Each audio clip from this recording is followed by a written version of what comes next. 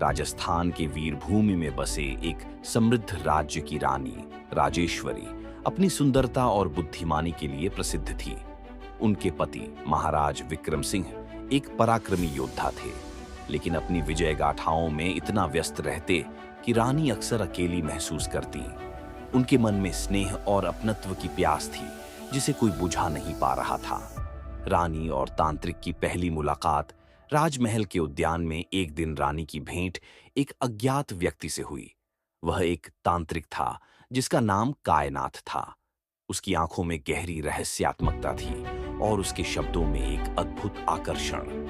रानी ने उसे महल के बागों में कई बार देखा और धीरे धीरे उनकी मुलाकातें बढ़ने लगीं। कायनाथ रानी से अद्भुत बातें करता, जीवन के रहस्यों को खोलता और उनके भीतर की पीड़ा को समझता। धीरे धीरे रानी को एहसास हुआ कि वह तांत्रिक की ओर खींच रही है। उनकी बातों में जो अपनापन था वह महाराज की तलवारों की चमक में कहीं खो चुका था। लेकिन रानी जानती थी कि राज परिवार के नियम सख्त थे और उनका किसी पर पुरुष से मिलना घोर अपराध था। प्रेम, पीड़ा और छल राजमहल के कुछ विश्वास पात्रों ने महाराज को इस अनोखी मित्रता की भनक दी। महाराज क्रोधित हो गए और तांत्रिक को बुलवाकर दरबार में कठोर प्रश्न करने लगे।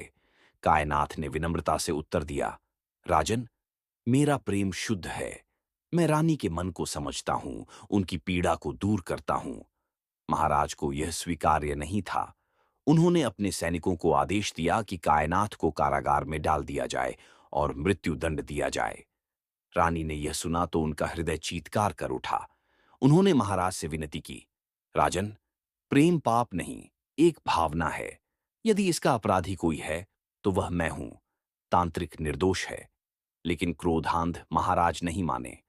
वियोग और अंतहीन वेदना। रानी को जब यह झात हुआ कि उनके प्रिय कायनाथ को अगले दिन भोर में मृत्युदंड दिया जाएगा, तो उन्होंने एक साहसिक निर्णय लिया। आधी रात को वह राजमहल की छत पर गईं और अपनी जीवन लीला समाप्त कर ली। सुबह होते ही जब यह समाचार फैला तो पूरा महल स्तब्ध रह गया। महाराज को अपनी गलती का एहसास हुआ, लेकिन बहुत देर हो चुकी थी। उनके आदेश से कायनाथ को मुक्त कर दिया गया, लेकिन जब उसने रानी के प्राणहीन शरीर को देखा तो वह जोर जोर से रो पड़ा। उसने अंतिम बार रानी का चेहरा छूकर कहा, राजेश्वरी, यदि प्रेम अपराध था तो इसकी सजा मैं भी भुगतूंगा। और ठीक उसी क्षण कायनाथ ने मंत्रोच्चार करते हुए अपनी जीवन शक्ति का त्याग कर दिया। अमर प्रेम की दास्तान राजमहल के उद्यान में, जहां रानी और तांत्रिक पहली बार मिले थे, आज भी लोग कहते हैं कि एक अदृश्य आहट सुनाई देती है। ठंडी हवा में किसी की सिसकियां गूंजती है, शायद एक अधूरे प्रेम की। महाराज विक्रम सिंह ने अपने जीवन भर पश्चाताप किया और रानी की याद में एक स्मारक बनवाया, जो आज भी प्रेम और बलिदान की इस मार्मिक कथा को बयां करता है।